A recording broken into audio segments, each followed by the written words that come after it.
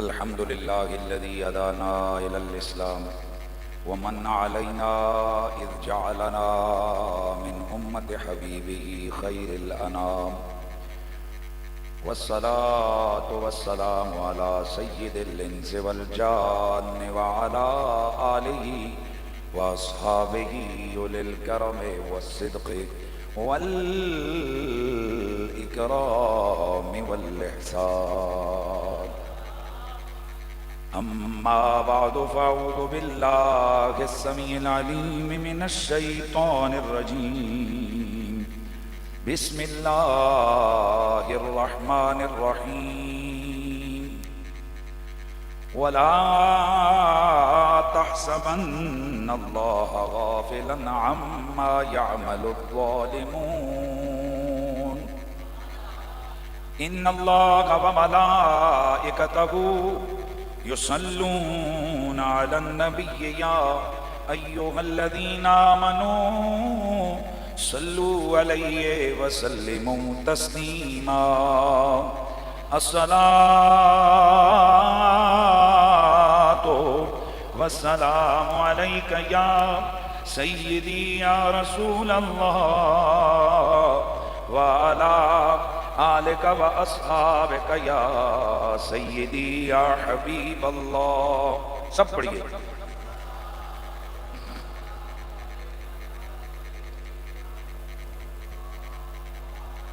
أيها القاتلون ظلما حسينا أبشروا بالعذاب والتنكيل، كل أهل السماء يدعو عليكم من نبي ومرسل وقبيل، قد لعنتم على لسان ابن داود وموسى وصاحب الانجیل. قرآن کا قاری کوئی ایسا نہ ملے گا، نیزے پہ سنایا ہے حسین ابن علی نے، نیزے پہ سنایا ہے حسین ابن علی نے. بعد از حمد و صلاۃ لائق تعظیم و تکریم جمیع حاضرین و سامعین، السلام علیکم ورحمۃ اللہ تعالی وبرکاتہ. واقعات کربلا کے حوالے سے ہماری گفتگو گزشتہ جمعۃ المبارک میں ہوئی. یہ اسلام کا ایک بہت بڑا سانحہ ہے، اور اس میں میرے نبی پاک صلی اللہ علیہ وآلہ وسلم کا پورا کنبہ ظالموں نے شہید کیا. جنہوں نے شہید کیا وہ ارباب اقتدار تھے، ان کے پاس حکومت تھی، اور بعد بھی اسی قبیلے کے پاس بڑا دور حکومت رہی. لہذا ظاہر ہے کہ جن کے پاس حکومتیں ہوتی ہیں وہ اپنی مرضی کی تاریخ لکھوانا جانتے ہیں. واقعہ کربلا میں بھی اسی طرح سے کچھ ہوا. وہ جتنے مظالم اور جو کچھ کربلا میں ہوا اسے بری طرح سے مسخ کر کے امت کے سامنے پیش کیا گیا. یہاں دو قسم کے لوگ سامنے آتے ہیں. ایک وہ لوگ کہ جو واقعات کربلا میں ایکسٹریم پہ نگیٹیولی چلے گئے، اس معنی میں کہ انہوں نے جو کچھ وہاں نہیں بھی ہوا تھا رتب و یابس سے اپنی طرف سے ایسی من گھڑت چیزیں، چونکہ ان کی ایک مسلکی پہچان ہے آہو گریہ کرنا، تو پھر ذاکر لوگوں نے لوگوں کو صرف رلانے کے لیے ایسی من گھڑت چیزیں بھی بیان کر دی کہ جن کو نہ عقل تسلیم کرتی ہے، اور نہ نقل میں، نہ سیرت میں، نہ تاریخ میں کہیں جس کا کوئی وجود نظر نہیں آتا. دوسری طرف ایک اور انتہا آ گئی کہ جنہوں نے سرے سے انکار کر دیا. کہا جی کہ کربلا میں تو کچھ ہوا ہی نہیں. کسی نے کہا جی کہ کربلا میں یزید کا تو ہاتھ ہی نہیں، وہ تو ایک ڈاکوؤں کی جماعت آئی اور امام پاک جا رہے تھے اور ان کی آل کو قتل کر دیا، اور متھے لگ گیا کس کے؟ یزید کے. یعنی یہ بھی ایک جسے کہتے ہیں نا گھٹیا ترین قسم کی سوچ.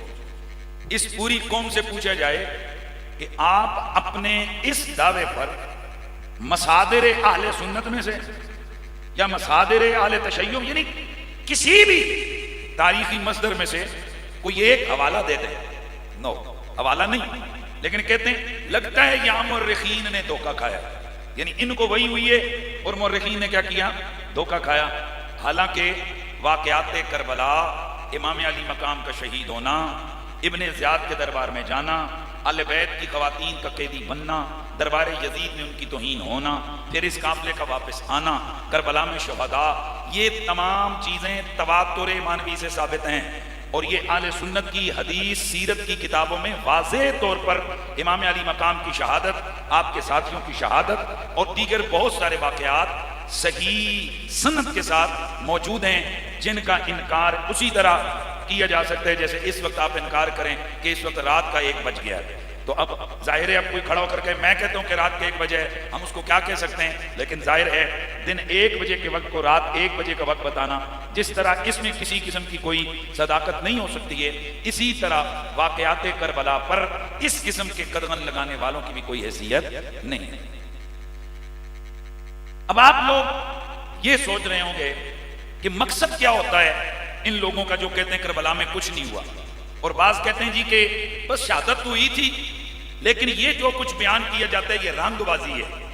اور یہ رنگ بازی کیا ہے کہ جی یہ جو کہا جاتا ہے کہ کوڑے مارے گئے، خواتین کے دوپٹے چھینے گئے، ان کو ننگے اونٹوں پر بٹھایا گیا، ان کی بے پردگی کی گئی، ان کی بے عزتی کی گئی، پھر جناب خیمے لوٹے گئے، پھر جو آسمان سے پانی کی بجائے خون برسا، اور یہ جو ہے نا شفق آئی، سرخی چھا گئی آسمان پر، وہ جی یہ سب مان گھڑت باتیں، ان میں ایسی کوئی صداقت نہیں ہے۔ ارے بھائی اگر تم مان لو تو کیا پرابلم ہے، لیکن یہ نہیں مانیں گے، پتہ ہے کیوں؟ کہ یہ ایک فطرت انسانیہ کا تقاضا ہے کہ جس وقت کسی ظالم کے ظلم بیان ہوتے ہیں تو خواہ مخواہ مظلوم کی حمایت دل میں آتی ہے اور ظالم سے نفرت دل میں آتی ہے۔ تو چونکہ وہ بنو امیہ کا جو سکہ ہے نا، اس کا مقصد کیا ہے چلانے کا؟ کہ لوگوں کے دلوں سے یزید کی نفرت کو نکالا جا سکے، یزید کو کسی نہ کسی طرح کلین چٹ دے دی جائے۔ تو اس کا آغاز انہوں نے کیسے کیا کہ جی سب سے پہلے مصائب اہل بیت کا انکار کیا جائے کہ ان پر پانی بند نہیں ہوا تھا، یہ کچھ بھی نہیں ہوا تھا۔ اگر شہادت ہو بھی گئی تھی تو بہرحال یہ باقی باتیں یہ شیعوں کی گڑھی ہوئی ہیں، ان کے اندر کوئی صداقت وداقت نہیں ہے۔ یہ کیوں کہتے ہیں؟ تاکہ لوگوں کے دلوں سے جو یزید کی نفرت ہے اسے یا ختم کیا جا سکے یا کم کیا جا سکے۔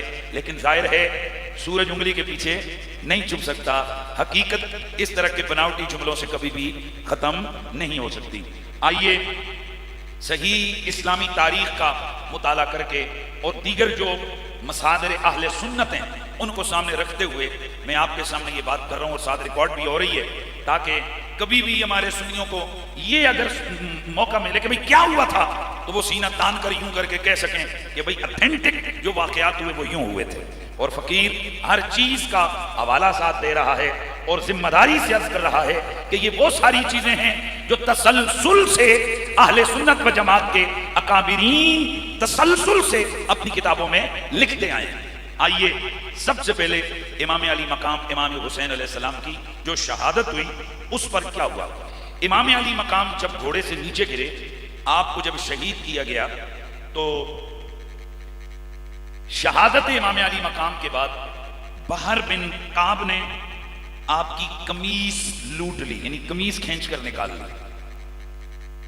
مرتے دم تک اس بدبخت کا ہاتھ گرمیوں میں ٹھنڈا، مرتے دم تک گرمیوں میں ہاتھ گرم اور سردیوں میں ٹھنڈا ہوتا تھا۔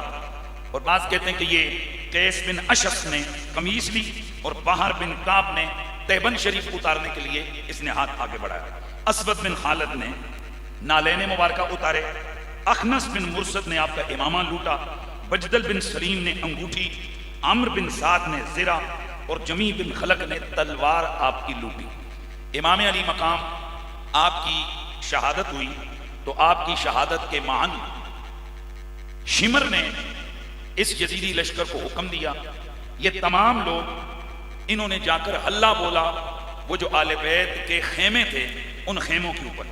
امام ابن اسیر لکھتے ہیں وَمَالَ النَّاسُ عَلَى الْوَرَسِ وَالْحُلَلِ وَالْإِبِلِ فَانْتَهِبُوا وَنَهِبُوا سَقَلَهُ وَمَتَاعَهُ وَمَا عَلَى النِّسَاءِ حَتَّى إِنْ كَانَتِ الْمَرَةُ لَتَنْزَى صَوْبًا مِنْ زَارِعَةٍ فَيُؤْخَذُ مِنْهَا۔ استغفر اللہ العظیم۔ امام ابن اسیر لکھتے ہیں کہ یہ بدبخت لوگ آل بیت کے خیموں کی طرف حملہ آور ہوئے اور انہوں نے جا کر مال و متاع جو کچھ تھا لوٹ لیا، گھوڑے، اونٹ، ان پہ لدا ہوا سامان کچھ بھی تھا وہ لوٹ لیا۔ جب اور کچھ نہ ملا وما علی النساء، عورتوں کے سروں پہ پڑی ہوئی چادروں کو بھی انہوں نے لوٹ لیا۔ یہ کس کی بات ہو رہی ہے؟ یہ اس خانوادے عظمت و طہارت کی بات ہو رہی ہے کہ جن کے بارے میں میرے امام کہتے ہیں تیری نسل پاک میں ہے بچہ بچہ نور کا، تو ہے عین نور تیرا، سب گھرانہ نور کا، بے اجازت جن کے گھر جبریل بھی آتے نہیں، قدر والے جانتے ہیں قدر و شان اہل بیت۔ دوستان عزیز، امام ابن اسیر لکھتے ہیں کہ اگر کوئی عورت اپنے سر کو چھپانے کے لیے دوڑ کر جاتی اور کوئی چیز اٹھا کر اپنے اوپر رکھتی، اس کو بھی یہ نوچ کر لے جاتی۔ اس قدر ظلم اور بدبختی ان ظالموں نے کی۔ عمرو بن سعد نے لاشیں روندنے کا اور لاشوں کو پامال کرنے کا حکم دیا۔ عمرو بن سعد کے حکم پر ایک لشکر، ان کا ایک ٹرک، وہ گھوڑے دوڑاتا ہوا آیا اور اس نے اہل بیت اطہار کے جسموں کو کاٹ ڈالا، یعنی گھوڑے دوڑائے، جسم ان کے پھٹ گئے۔ اب آپ خود سوچ سکتے ہیں ہزاروں گھوڑے دوڑتے ہوئے آئیں اور لاشوں کے اوپر سے ان گھوڑوں کو دوڑا کر پامال کر دیا جائے تو لاشوں کا کیا بچتا ہے؟ یہ ظلم جس وقت ہوا، یہاں میں ایک چھوٹا سا جو اعتراض ہوا تھا، میں نے خود ہی آپ کے سامنے ایک بات کی تھی کہ مخدرات اہل بیت اطہار کے سروں سے دوپٹے چھینے گئے۔ اس پر ہمارے میں بھی بچپن میں اسی جذبے والا تھا، یا یہی سوچ رکھتا تھا۔ آج بھی ہمارے کئی سنی خطباء وہ یہ بیان کرتے ہیں لوگوں کے سامنے کہ نہیں جی ایسے نہیں ہوا، توبہ توبہ توبہ توبہ، اگر دوپٹہ چھینا جاتا آسمان پھٹ جاتا۔ یہ کہتے ہیں نا، بولو کیسے ممکن ہے نبی کے گھرانے کے دوپٹے چھینے جاتے تو آسمان پھٹ جاتا، زمین پھٹ جاتی، یہ دھنس جاتے۔ ایک گلن، ایک کہانیاں، یہ آپ کے جذبات ہیں۔ میں پوچھنا چاہتا ہوں کہ قرآن کہتا ہے اللہ کے نبی قتل ہوئے، آسمان کیوں نہیں پھٹا؟ یہ جتنی بھی پچھلی خواتین ہیں حسین ان سے افضل ہیں کہ نہیں؟ بھائی بولتے جاؤ، افضل ہیں۔ اور چلو حسین پاک کو چھوڑو، نبی علیہ السلام افضل ہیں، تو نبی علیہ السلام کے جسم عطر پہ زخم لگے، خون بہا، آپ کے جوتے خون مبارک سے بھر گئے، آپ کے خون مبارک سے، تو بتائیے وہاں آسمان کیوں نہیں پھٹا؟ پتا چلا یہ اللہ والوں کا کیا ہوتا ہے، امتحان۔ اور میں یہاں ایک آپ کے ذہن میں بات ڈالنا چاہتا ہوں، اسی یزیدی فوج نے نبی پاک کے مدینے کی حرمت کو پامال کیا۔ وہاں 10,000 صحابیات، صحابہ کی بیٹیوں، صحابہ کے خاندانوں، اہل مدینہ کی بچیوں کی عزتوں پہ حملہ کیا گیا۔ 3 دن مدینہ منورہ مباح کیا گیا یزیدی فوج کے لیے، اور یہ سب صحیح تاریخ اور حدیث کی کتابوں میں موجود ہے۔ 1,000 ناجائز بچہ پیدا ہوا یزیدی فوج کی زیادتی کے بعد۔ وہ کون تھا؟ بیٹیاں کس کی تھی؟ بولو، صحابیات تھی، تابعی لوگوں کی تھی۔ وہاں آسمان کیوں نہیں پھٹا؟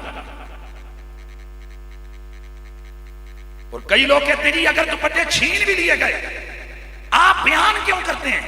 میں تم سے پوچھتا ہوں، تمہارے بڑوں نے واقعہ ہررا کے سارے واقعات بیان کیے کہ یزیدی فوج نے خواتین کی عصمت دری کی، وہ صحابہ کی بیٹیاں تھیں، صحابہ کی اولادیں تھیں، وہاں تمہیں شرم نہیں آئی کہ وہ کیوں بیان کرتے ہو؟ ظالموں، اس کے پردوں پر، اس کے عیبوں پر پردہ ڈالنے کے لیے یہ من گھڑت تم نے ایموشنل جملے لوگوں کو دیے کہ جی اگر ایسا ہو بھی جائے تو بندہ بیان نہیں کرتا۔ ارے صاحب، بیان اس لیے کیا جاتا ہے تاکہ ظالم کا ظلم قوم کو پتا چلے۔ آج FIR اگر درج کی جاتی ہے تو اس میں سارے واقعے لکھے جاتے ہیں، یوں ڈاکو آیا، یوں قاتل آیا، اس نے یوں چھری اٹھائی، یوں ماری، اس نے یوں بندوق تانی، یوں حملہ کیا۔ کیوں؟ تاکہ فیصلہ کرنے والے کے لیے آسانی رہے کہ اس نے یہ جرم کس انداز سے سرزد کیا ہے۔ اب ہم بھی کہتے ہیں ان کی یہ بدبختی، خاندان رسالت مآب کو لوٹنا، ان کے خیموں کو آگ لگانا، خواتین کو رسیوں میں قید کر کے لے جانا اور اس طرح کے مظالم ڈھانا، یہ محض سیاسی اختلاف نہیں تھا، یہ ان کتوں کی اہل بیت سے دشمنی تھی۔ اس لیے ہم بیان کرتے ہیں۔ اور انہی چیزوں سے ہم ثابت کرتے ہیں کہ یہ مسلمانوں کے لبادوں میں کافر تھے، یہ مسلمانوں کے لبادوں میں جہنمی تھے، یہ مسلمانوں کے لبادوں میں یہودیوں سے بھی بدتر قوم تھی. ہم اس لیے یہ بیان کرتے ہیں. لیکن پھر بھی چونکہ میں نے کہا تھا میں ہر بات کا حوالہ اور دلیل سے کروں گا، اس لیے چلو اسی بھی ہم دلائل دیتے ہیں کہ کیا اہل بیت کی خواتین کے حوالے سے یہ کہنا کہ ان کے ننگے سر تھے، یا انہیں رسیوں میں جکڑا گیا، یا انہیں قیدی بنایا گیا، اور صرف قیدی نہیں بنایا گیا، اگر آپ انہیں راستے میں کوڑوں سے پیٹا گیا. امام ابن اسیر اور ابن کثیر لکھتے ہیں تھوڑا نہیں مارا گیا، اتنے زور زور سے بچوں، بوڑھوں، جوانوں، خواتین کو پیٹا گیا کہ جس سے ان کے جسم کے کپڑے پھٹ گئے اور جسم خون سے ہٹ گیا. بہرحال اللہ تعالیٰ اپنے نیک بندوں کا امتحان لیتا ہے. حضرت زکریا علیہ السلام آرے کے ساتھ کاٹ دیے گئے، 2 ٹکڑے کر دیے گئے. امتحان ہے. بنی اسرائیل کے 70,000 نبی قتل ہو گئے، شہید ہو گئے. یہ کیا ہے؟ ان کا امتحان ہے. یہ الگ بات ہے کہ جو ظالم قوم ہوتی ہے اللہ تعالیٰ بعد ازاں اس پر عذاب مسلط کرتا ہے اور آل حق کے خون کا بدلہ لیتا ہے. لیکن بہرحال یہ واقعات ایسے ہوئے ہیں. انبیاء کو قتل کیا گیا، پچھلے نبیوں کی اولادوں کو قتل کیا گیا، پوری نسلوں کو قتل کیا گیا. لیکن میں سمجھتا ہوں کہ کربلا میں صرف امام علی مقام کا امتحان نہیں تھا، بلکہ پورے خاندان آل بیت کا امتحان تھا. بہرحال میں حوالے دے دیتا ہوں کہ جن بزرگوں نے لکھا ہے کہ رسول اللہ کے خاندان کی عورتوں کو رسیوں میں جکڑ کر قیدی بنا کر لے جایا گیا دربار ابن زیاد میں، اور بعد ازاں وہاں سے دربار یزید کے اندر ان کو قیدی بنا کر لے جایا گیا. اخبار الخلفاء امام ابن ابی حاتم محمد بن احمد البستی 354 ہجری ان کا سن وصال ہے، جنہیں امام بستی کہتے ہیں. یہ کہتے ہیں سمن قد عبید اللہ بن زیاد راس الحسین بن علی الى الشام ما اسار النساء والصبیان من اہل بیت رسول اللہ علی اقطاب مکشفات الوجوہ والشہور. امام بستی کون ہے؟ امام سمعانی انصاب میں لکھتے ہیں کان ابو حاتم امام عصر ہی، کہ یہ اپنے زمانے کا امام تھا. امام اسقلانی لکھتے ہیں انہو صاحب فنون و ذکاء مفرط و حفظ واسع الی الغایہ.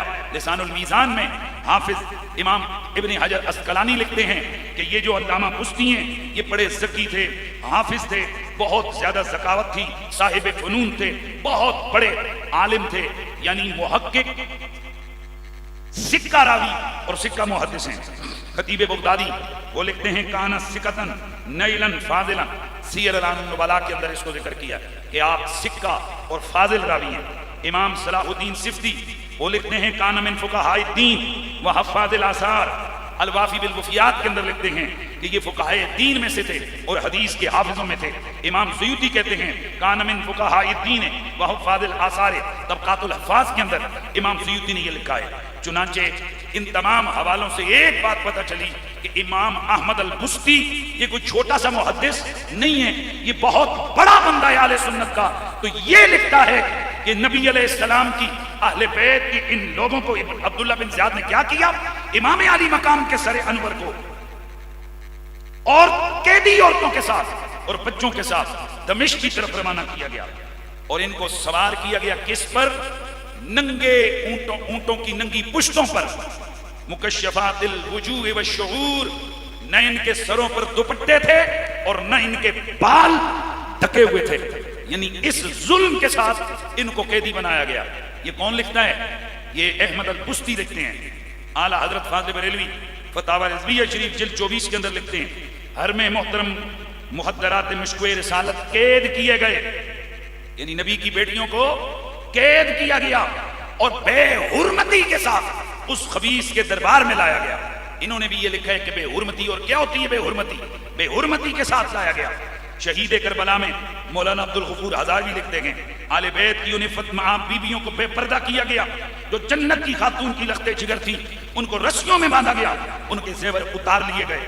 اوراق غم میں ہے شاہی حرم محترم محمدی آل بیت اطہار بے پردہ اونٹوں پر سوار کیے گئے. امام زرقانی شرح زرقانی کے اندر لکھتے ہیں ثم بعث بی الى یزید بن معاویہ مع نساء الحسین مکشفات الوجوہ کالاسارا. امام زرقانی لکھتے ہیں کہ پھر آل بیت کے اس قافلے کو قیدیوں کی طرح خواتین کو ننگے سر جکڑ کے دربار یزید میں پیش کیا گیا. سمت النجوم الاوالی کے اندر ہے وَلَيْسَ الْعَجْبُ إِلَّا مِنْ ضَرْبِ يَزِيدَ ثَنَايَا الْحُسَيْنِ بِالْقَدِيمِ وَحَمْلَ عَلَى النَّبِيِّ السَّرَايَا عَلَى أَكْتَابِ الْحِمَارِ مُوَثِّقِينَ فِي الْإِبَانِ وَالنِّسَاءِ مُكَشَّفَاتِ الْوُجُوهِ وَالرُّؤُوسِ. صاحب سمت النجوم الاوالی لکھتے ہیں کہ تعجب صرف اسی بات پر نہیں ہے کہ یزید کتے نے امام علی مقام کے دانتوں پہ چھڑیاں ماری یا ابن زیاد نے چھڑیاں ماری، بلکہ اس سے بھی بڑی بات یہ کی اس نے کہ آل نبی کو قیدی بنا کر اونٹوں کی ننگی پشتوں پہ سوار کیا گیا، مستقین فی الحبال رسیوں میں جکڑ کر، والنساء مکشفات الوجوہ والرؤوس، اور اس حالت میں کہ عورتوں کے ننگے سر تھے اور ان کے ننگے چہرے تھے، ان کے پاس اتنا کپڑا نہیں چھوڑا گیا کہ جس سے وہ اپنے سروں کو ڈھانپ لیں یا اپنے چہروں کو ڈھانپ لیں. امام ابن حبان کتاب الثقات کے اندر لکھتے ہیں وہی ولی عبارت کہ پھر عبید اللہ بن زیاد نے اس قافلے آل بیت کو ننگے اونٹوں کی ننگی پشتوں پر مکشفات الوجوہ والشعور، ان کے ننگے چہرے اور ننگے سروں کے ساتھ، ننگے بالوں کے ساتھ ان کو سوار کروا کے دربار یزید کے اندر بھیجا گیا.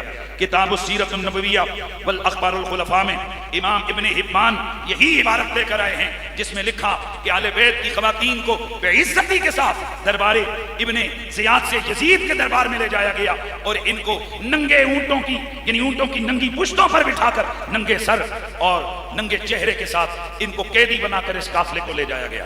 اب آپ مجھے بتائیے یہ اتنے بڑے بڑے ائمہ اہل سنت جو لکھتے رہے کہ اہل بیت کی خواتین کے سروں سے چادریں چھین لی گئیں، کیا یہ بے ادب ہیں؟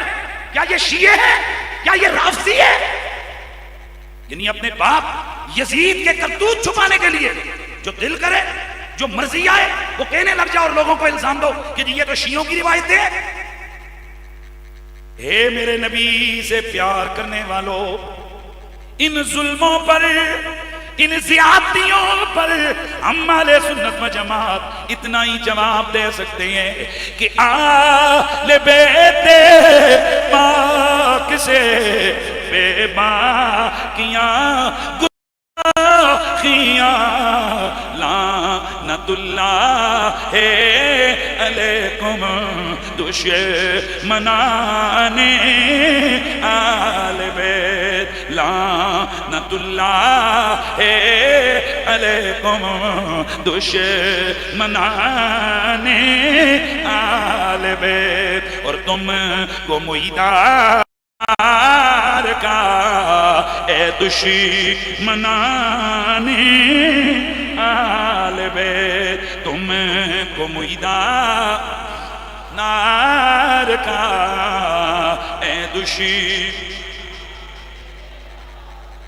میرے نبی کا یہ پیارا مقدس خانوادہ کربلا کے اندر رسیوں میں جکڑ لیا گیا، انہیں قیدی بنا لیا گیا، ان کو پیٹا جانے لگا کوڑوں کے ساتھ. تایا کہ اگلے دن نبی پاک کے اس خاندان کو رسیوں میں جکڑ کر کوفے کی جانب لانے کے لیے تیار کیا گیا.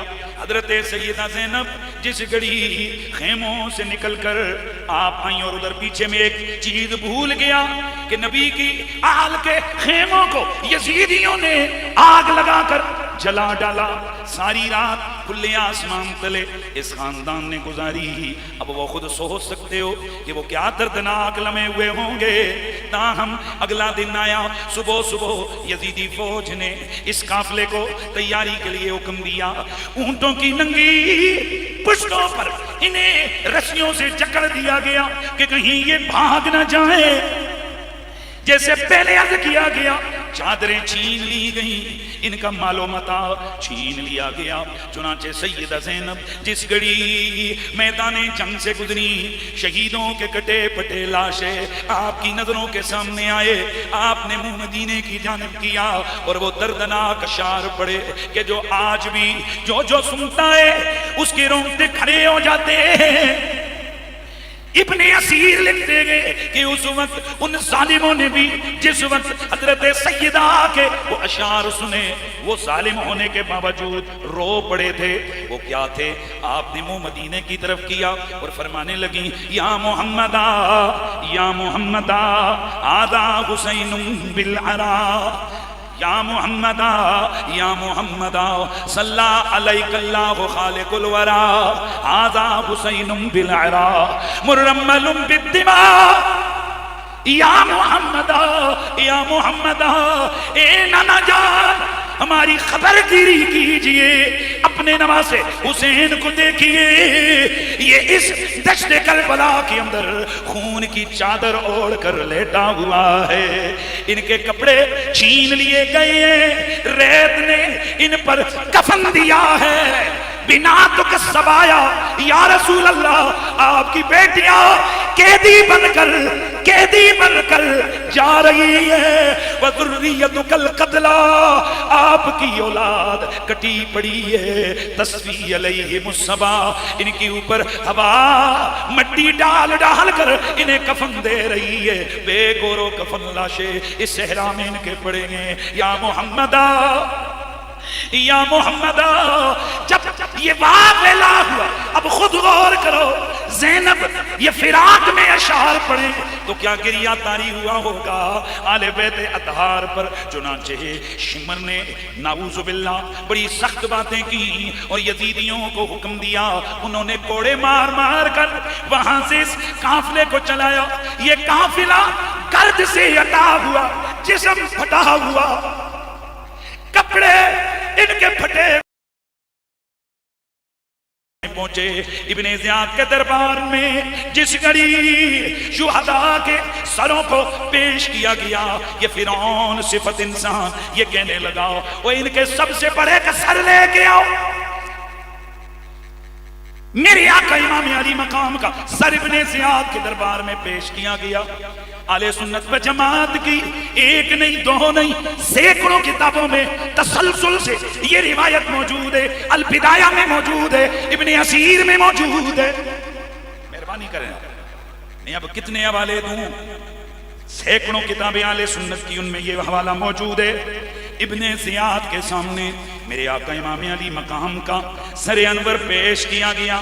اس بدتمیز و بے ادب نے ایک چھڑی دی میرے امام کے ہونٹوں پہ مارنے لگا پھر ان کے دانتوں پہ چھڑی ماری.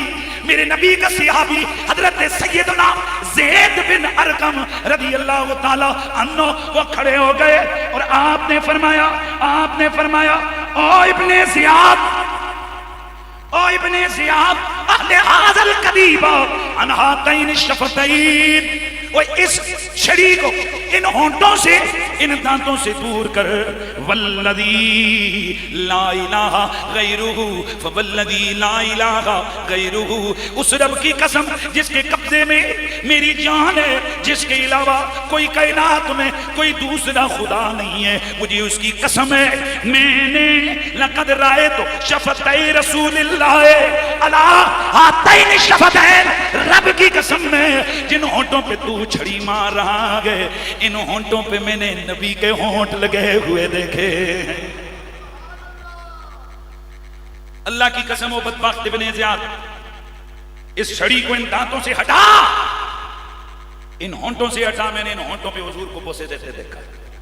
اسے غصہ آ گیا کہنے لگا اگر تو صحابی نہ ہوتا اور بڈھا نہ ہوتا میں تجھے بھی ان کے ساتھ سر کاٹ کے تیرا سر بھی دربار یزید میں بھیج دیتا.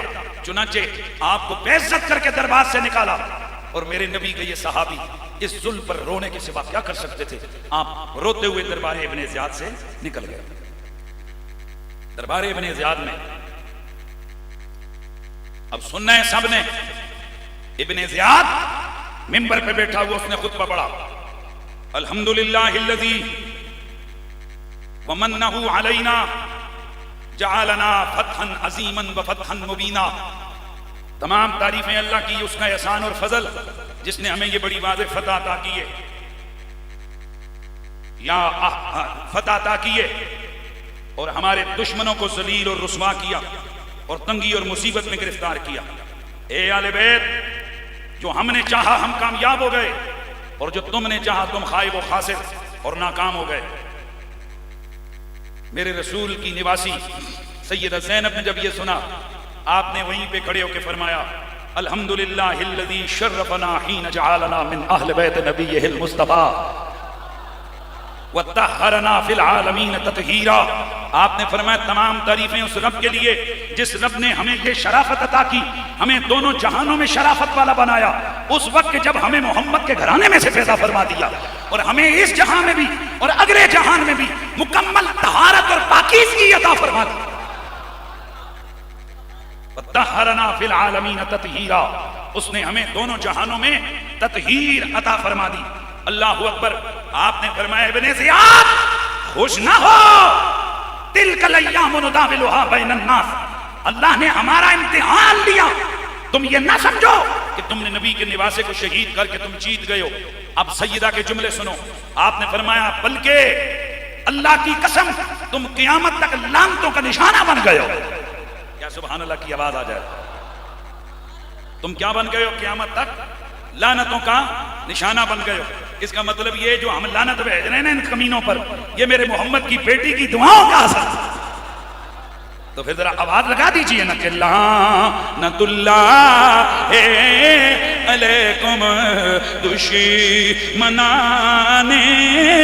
آل بیت، لعنت اللہ علیکم دشمنان آل بیت، آل بیت پاک سے گستاخیاں بے باقیاں، لعنت اللہ علیکم دشمنان، ہائے ہائے ہائے، لعنت اللہ۔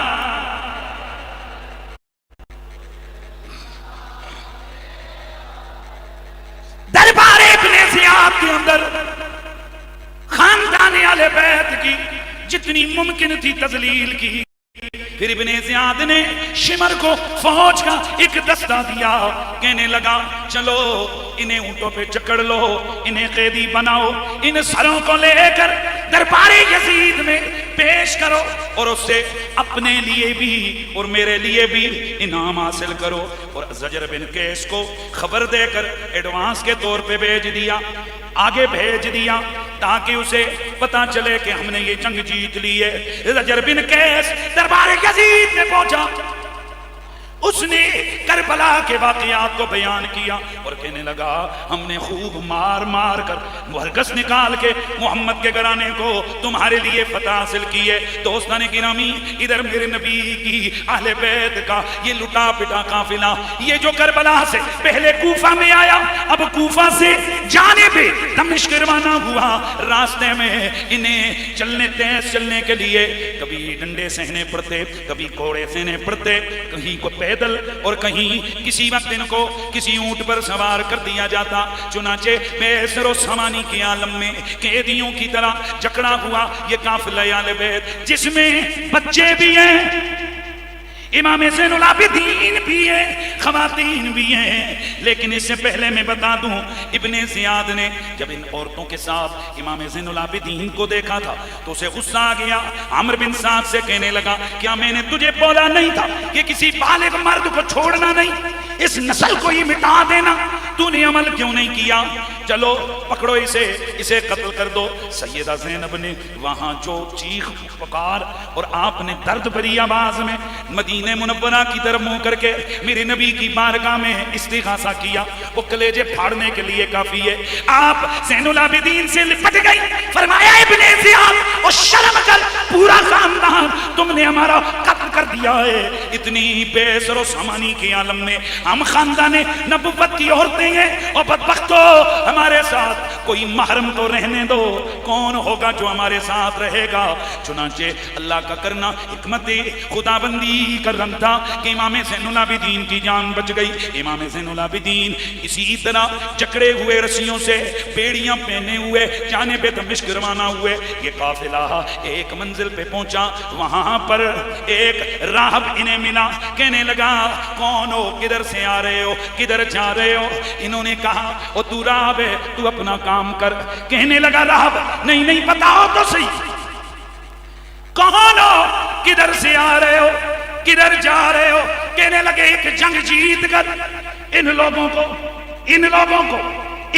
کو قیدی بنا کر اور باغیوں کے سر یزید کے دربار پیش کرنے کے لیے جا رہے ہیں۔ اس نے پوچھ لیا یہ ہیں کون؟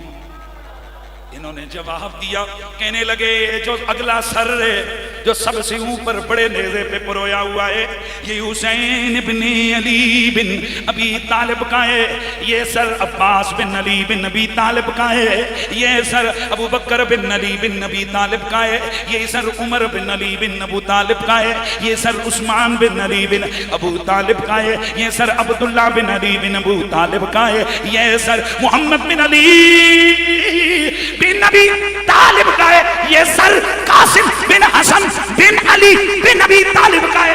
وہ راہب کانپنے لگا، کہنے لگا رے بدبختو کیا یہ تمہارے نبی کا نواسہ نہیں ہے؟ کہنے لگے اپنا کام کر، تو ان مسئلوں میں نہ پڑ، تیرا اپنا دین ہمارا اپنا دین۔ کہنے لگا اچھا چلو رات تو تم نے ویسے بھی گزارنی ہے، آؤ ایک سودا کرتے ہیں، اور وہ سودا یہ ہے کہ آج کی رات کے لیے 10,000 اشرفیاں لے لو اور یہ جو حسین پاک کا سر ہے یہ مجھے دے دو۔ انہوں نے لالچی تو تھے، مشورہ کیا کہ یار اکیلا ہے یہ کیا کرے گا سر انور کے ساتھ، اور کیا کر سکتا ہے؟ نے کہا تو کرے گا کیا؟ کہنے لگا کچھ نہیں کروں گا، میں اپنے کلیسے میں اس کو رکھوں گا اور میں ان سر انور کو نہلاؤں گا، غسل وغیرہ دوں گا۔ مان گئے، کہنے لگے 10,000 اشرفیاں ملیں گی، یہ کوئی چھوٹی سی رقم نہیں ہے، چلو ایک رات کے لیے سر دے دیتے ہیں۔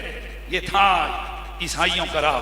اس نے آقا حسین پاک کا سر لیا، اسے غسل دیا، اسے کستوریاں لگائیں، اسے عطر لگائی، اور ساری رات اس سر کے سامنے کھڑے ہو کر آنسو بہاتا رہا اور کہتا رہا اے اللہ لعنت ہو لعنت بھیج ان لوگوں پر جنہوں نے نبی کی طہارت اور نبی کے خاندان کا لحاظ بھی نہ رکھا۔ اللہ کا کرنا، صبح کو اس نے 10,000 اشرفیاں دی اور امام علی مقام کا سر واپس کیا۔ انہوں نے جلدی سے وہ اشرفیاں لیں اور رفو چکر ہوئے نکلے کہ چلو بھائی جلدی چلتے ہیں۔ اگلے قافلے کے اگلی منزل پہ جا کر انہوں نے اشرفیاں تقسیم کرنے کے لیے جب تھیلی کو کھولا تو حیران رہ گئے، وہ کھوٹے سکے تھے، بجائے اوپر مور لگے ہوئے ہونے کے ان پر یہ آیتیں لکھی ہوئی تھیں وَلَا تَحْسَبَنَّ اللَّهَ غَافِلًا عَمَّا يَعْمَلُ الظَّالِمُونَ، اور جب دوسری طرف اس کو پلٹا تو لکھا تھا وَسَيَعْلَمُ الَّذِينَ ظَلَمُوا أَيَّ مُنقَلِبٍ يَنقَلِبُونَ۔ یہ پچھتائے کہ یار یہ کیا ہو گیا، بہرحال یہ بدبخت پھر بھی نہ سمجھے میرے آقا امام علی مقام کا سر اٹھا کے، توجہ ہے یار میں بات کچھ بتانے لگا، سر اٹھا کے چل پڑے دمشق کی طرف۔ ان بدبختوں سے کوئی پوچھے تم تو اس سر کو جھکانے آئے تھے، آئے ہائے۔ دو شاعروں کے تخیل پیش کروں گا آپ کے مزے کے لیے۔ ایک جو شاعر ہے اس نے تو اینڈ کر دی ہے نا، وہ کہتا ہے کہ امام پاک کا سر انور سب سے فرنٹ پہ تھا اور سب سے لمبے نیزے پہ تھا، اور اس سر انور کی آنکھیں پیچھے لگی ہوئی تھی اور باقی سارا قافلہ پیچھے آ رہا تھا۔ اس نے جو تخیل پیش کیا ہے خدا کی قسم رشک آتا ہے اس بندے کے ذہن کی کیفیت پر۔ وہ کیا کہتا ہے کہ شام بلے سی ٹریا جدو قافلہ اگے اگے سی سید دا سر جا رہا، اگے اگے سی سید دا سر جا رہا، اپنے پروار قیدی نو وہندا رہا، اپنے پروار کہتے ہیں خاندان کو، اپنے پروار قیدی نو وہندا رہا، او دی راکھی اسیرہ دے کم آ گئی۔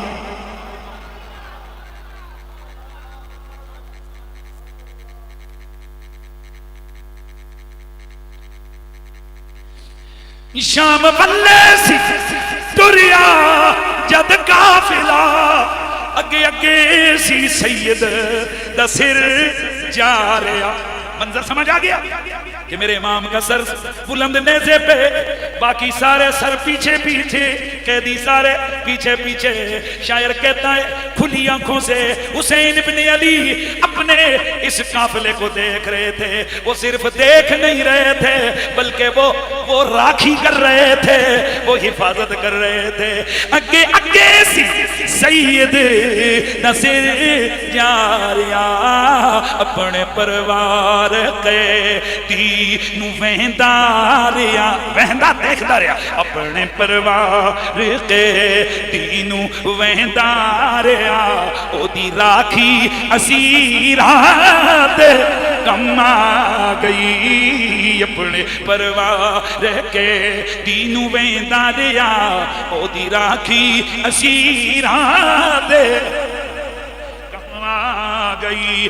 میری آقا امام علی مقام کا سر انور جس گھڑی منزل بمنزل شہدائے کربلا کے سر منزل بمنزل نیزوں پہ اٹے ہوئے، یہ جانب دمشق روانہ ہوئے، ادھر یہ دمشق میں پہنچے تو میرے نبی کے ایک صحابی کا تابعی ہے حضرت خالد بن غفران، حضرت امام ابن عساکر لکھتے ہیں کہ افاضل تابعین میں سے ہیں۔ حضرت سیدنا حضرت خالد بن غفران نے جس گھڑی امام علی مقام کے سر انور کو نیزے پہ دیکھا، آئے وہ کیا منظر تھا کہ نیزے پہ نہ جانے آج کتنے دن گزر گئے ہیں، کتنی گرمی سے سر گزر کے آیا ہے، کتنی منزلوں سے ہو کے آیا ہے، لیکن حسن حسین میں ابھی تک کوئی فرق نہیں پڑا ہے۔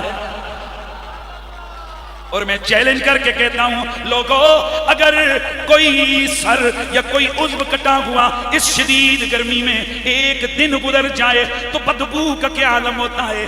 چیلنج کر کے کہتا ہوں دنیا کی کسی کتاب میں موجود نہیں ہے کہ یہ جو اہل بیت کے شہداء کے سر پہلے کوفے گئے، پھر وہاں سے 1600 میل دور دمشق میں آئے، یہ منزل بمنزل کس طرح سے یہ پہنچے۔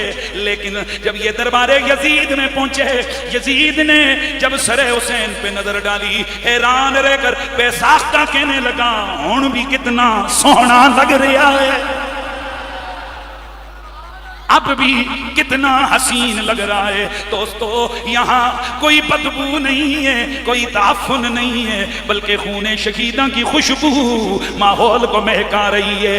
جناب خالد بن غفران جب آپ نے میرے آقا امام علی مقام کا سر نیزے پہ بلند دیکھا تو کھڑے کھڑے آپ نے اشعار پڑھے، کہنے لگے جاؤ براسکا یابن بنت محمد، یار مہربانی کرنا ہے، جاؤ براسکا یابن بنت محمد مترملا بدمائه ترمیلا وکأنما بک یابن بنت محمد قتلوا جہارا عامدین رسولا۔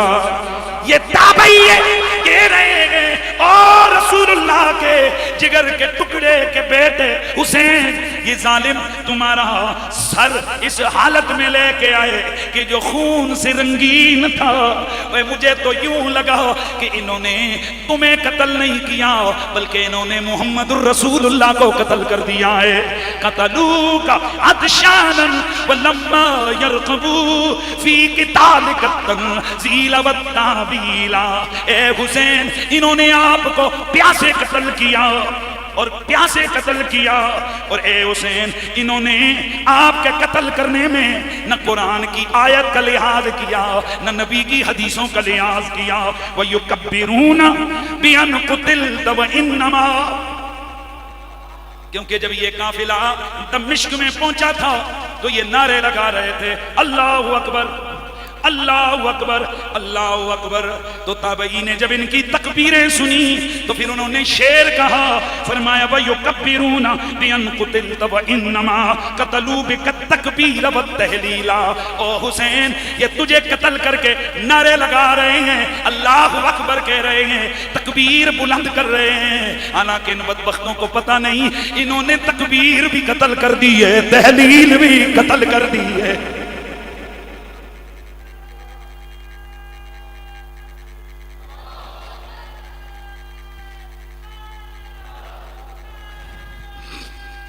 انہوں نے تکبیر بھی قتل کر دی، انہوں نے لا الہ کا بھی قتل کر دیا ہے۔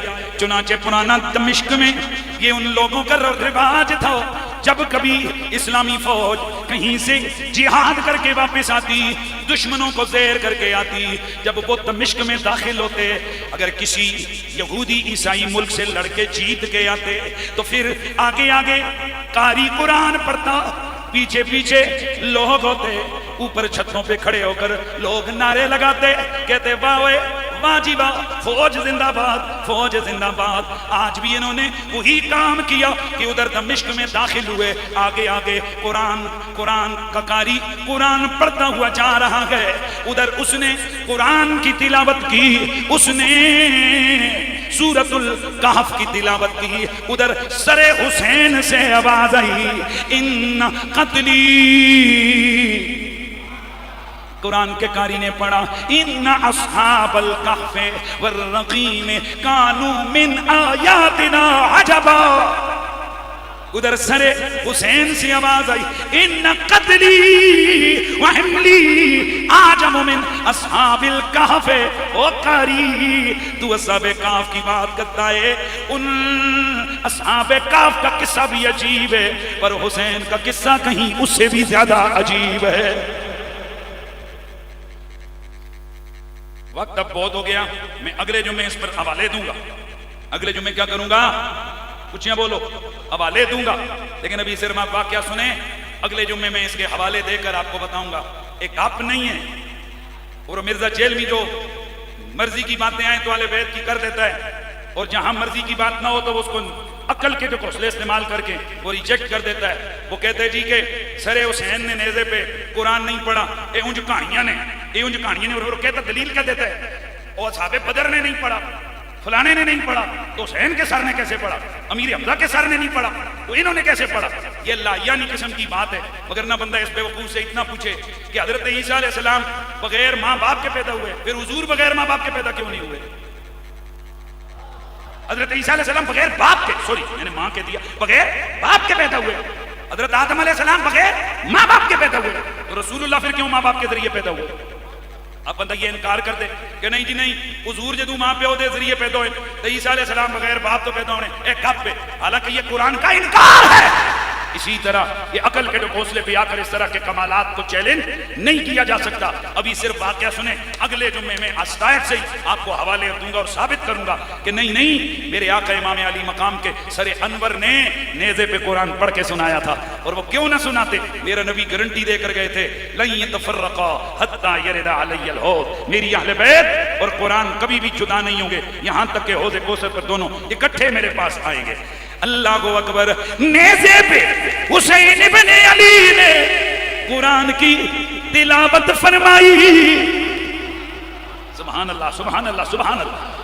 حسین ابن علی نے نیزے کی نوک پر قرآن کی تلاوت فرمائی، اسی لیے تو پھر ایک عاشق کی آواز آئی کہ قرآن کا قاری کوئی ایسا نہ ملے گا، قرآن کا قاری کوئی ایسا نہ ملے گا، بولیے قرآن کا قاری کوئی ایسا نہ ملے گا، نیزے پہ سنایا ہے حسین ابن علی نے، نیزے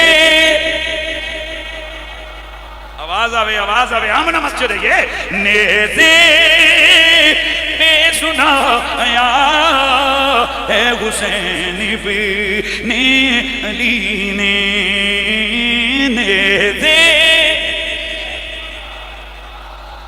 ہے حسین ابن علی نے، سر پہ نہ کٹایا ہے حسین ابن علی نے، کربل کو بسایا۔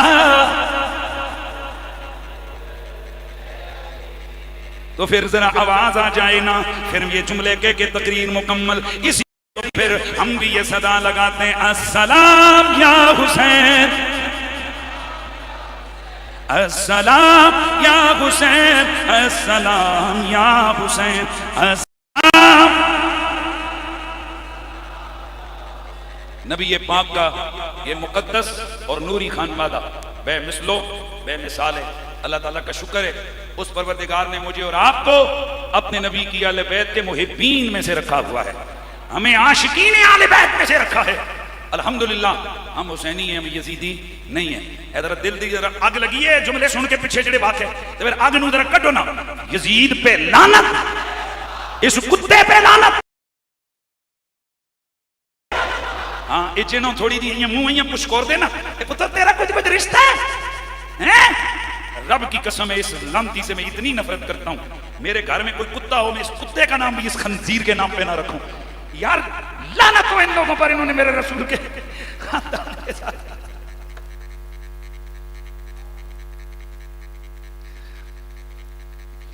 یار ہم لعنت ہی بیٹھ کے اپنا غصہ ٹھنڈا کر سکتے، انہوں نے کیا کیا ہے؟